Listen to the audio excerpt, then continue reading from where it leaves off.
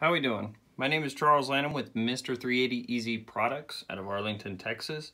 I produce, as of right now, a line of speed loaders for the Smith & Wesson 380 EZ, the Shield 9 EZ, the Glock 44, and the Taurus TX22.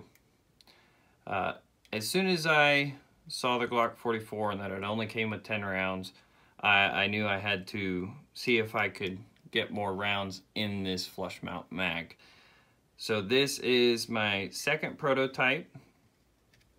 The first one was able to hold 11 rounds. This one, I finally have gotten it to the magical number of 15.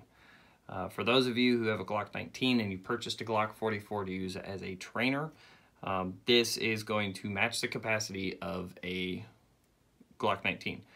Now, the other thing I wanted to do was see how many I could put into it.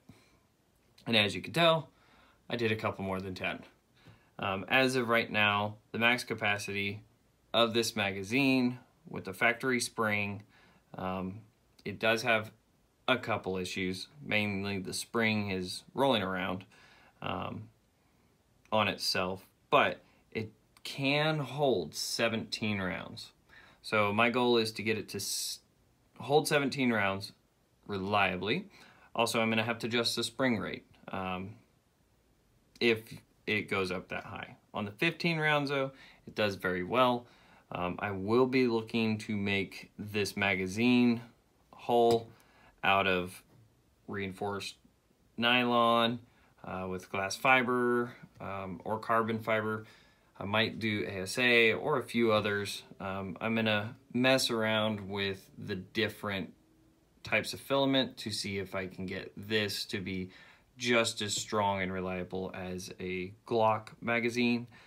And my price point is gonna be the same as a Glock magazine. And if I can, which I am going to do the best I can to hopefully drive the price down even lower than that, so I can have you have the debate whether you want a factory Glock mag or do you want a higher capacity, not quite as pretty magazine, but it meets the needs for training purposes.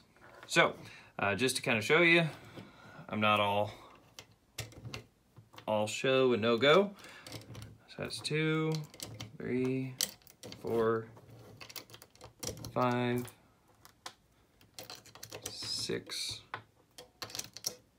7, 8, 9, 10.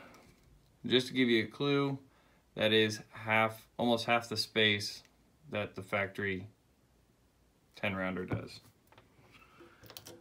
11, 12, 13, 14, 15. So there is a little bit of space where these have not completely settled down. So I can get 16 and 17. So like I said, it's, as a prototype, it meets the needs of showing that they can fit in this capacity and that I just need to resolve the spring and follower issue to make them more stable within the magazine and also start to reliably feed every single round. So the development is still ongoing and it is still one of my big priorities. My goal is to have this up for sale or getting pre-orders taken by the 20th of June of 2020. So in a astonishing 12 days, my goal is to fix the issues that I have, work on the spring, and get these produced. My new 3D printer should be in here in the next 10 days, hopefully. So it just might make it in time for pre-orders. And that will allow me the ability to do better materials and give me the ability to have higher print quality, less deviation in the models from print to print, and also tighter tolerances with stronger materials. So if you can, please go ahead, like, subscribe at any of my social media. You can go to my website at www.mr380easyproducts. You can also look us up on Facebook at Mr. 380 Easy Products,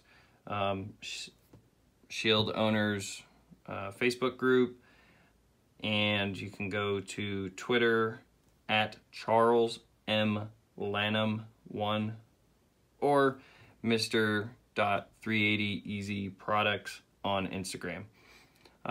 Just wanted to post this out there, let everybody know that this is coming to market, and I am going to do my best to make it competitive, reliable, and as always, if there are any issues with the magazine, my goal is to resolve all complaints and get you the product that you want.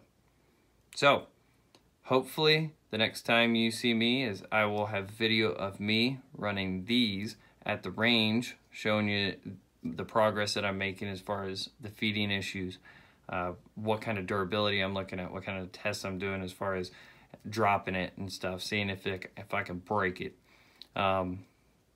So, like I said, stay tuned. I'm going to do a first batch of 50 on the pre-orders.